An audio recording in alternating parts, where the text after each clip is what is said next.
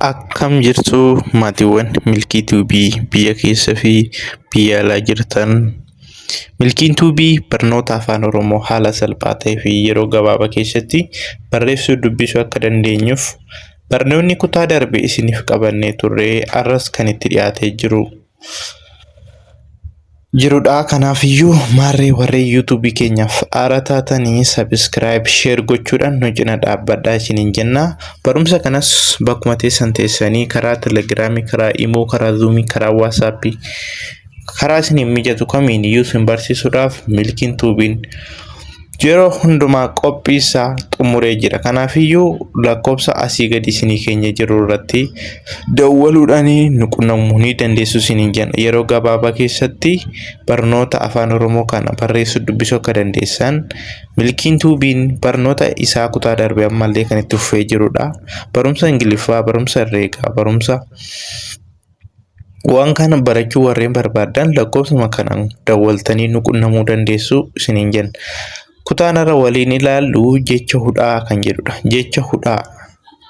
Jecha hudhaa kan jedhu jechuun hudhaani dubbifamaaf yookiin dubbachiiftuu gidduu galuudhaan hiika kan nu laatu danda'u yookaan immoo dubbachiistuu sadii walitti aananii barreeffaman gidduu galuudhaan maal godhaa jecha nuuf uumaa jechaadha. Kanaafiyyuu hudhaani akkuma afaan keenya irraa dubbannu hudhaa jechuun yeroo sagalicha baafnu jecha sun dubbachuuf hogguu dhabnu sagaleen qooqa keenya ol baafnu laphee qooqa keenya irratti kan hudhamee jirudha jechaadha.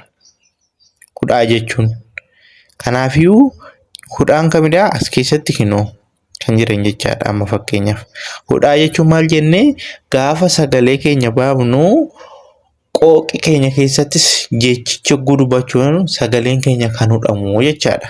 Kanaafiyyuu hudhaan yeroo tokko akka dubbachitutti illee yeroo fayyadu jira. Kanaafiyyuu ammala asitti isa kanarratti dubbifamaaf dubbachiiftuu gidduu gale. Isa kana gidduutti dubbifamaaf dubbachiiftuu asitti garuu dubbachiiftuu lama gidduu gale.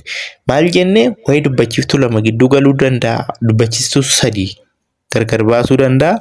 Wayi dubbachiiftuu lama gidduu galee gargar baasuu danda'a. Wayi dubbifamaaf dubbachiiftuu gidduu galuu danda'a. Ilaa asitti dubbachiiftuu gosa garaagaraa lama gidduu galee asittis. Kanaafiyyuu tokkoon kan waliin ilaallu ta'a duuka bu'a. Bal'aa, baay'ee, sa'a, ji'a, ba'e, re'ee, ka'e, har'a, bu'aa, qal'aa, ho'a, mo'aa.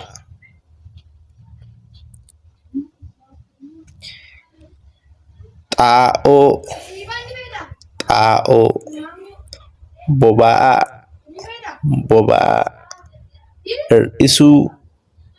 hir'isuu, ida'uu, ka'umsa, taa'uu, ta'e,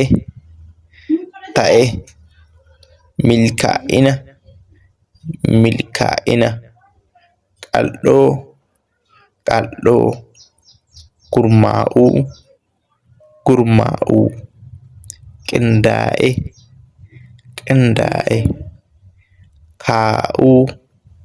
kaa'uu.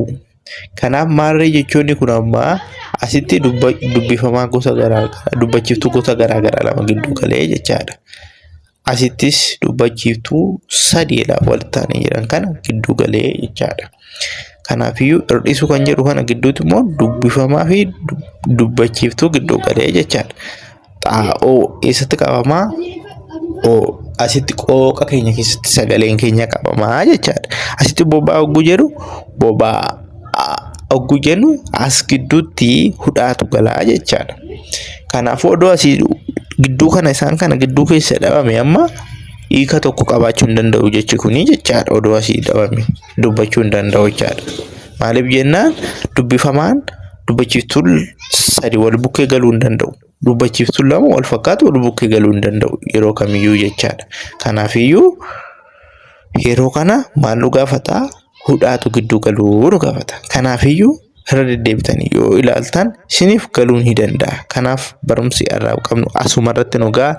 Warreen barumsa kana bakkuma teessanii barachuu barbaadan karaa Telegiraamii, Zuumii, Waatsaappii karaa isin mijatu kamiiniyyuu lakkoofsa asii gadi isin keenya kana yeroo kamuu dawwaltanii nu qunnamuu dandeessu. Barumsa kanatti dabalatee barumsa herreegaa, barumsa Ingiliffaa barachuu warreen barbaadan lakkoofsuma kanaan dawwaltanii nu qunnamuu dandeessu. Yeroo gabaabaa keessatti haala salphaa ta'een milkiin tuubii barumsa afaan Oromoo akka barreessuu dubbisuu dandeessaniif barnoonni keenya yeroo gabaabaa keessatti akka xumurtanii fi milkiin tuubiin yeroo kamiyyuu isin eegaa jira. Kanaafiyyuu kottaa baradhaa yeroo gabaabaa keessatti barreessuu dubbisuu ni dandeessu isiniin jenna. Barumsa irraa qabnu asuma irratti nu ga'a. Nagaan turaa. Galatooma.